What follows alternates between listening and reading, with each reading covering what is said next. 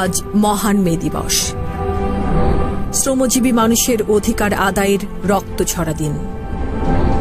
1886 সালের এই দিনে 12 ঘণ্টা কাজের পরিবর্তে 8 ঘণ্টার দাবিতে যুক্তরাষ্ট্রের শিকাগো শহরের হে মার্কেটের শ্রমিকরা রাস্তায় নামলে তাদের উপর গুলি চলে। এতে নিহত হন তরতাজা 11 জন শ্রমিক।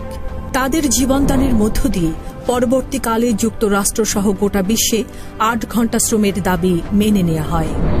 সেই থেকে বিশ্বের শ্রমজীবী মানুষের অধিকার আদায়ের প্রতীক হিসেবে 1 মে আন্তর্জাতিক শ্রমিক দিবস হিসেবে পালিত হয়ে আসে।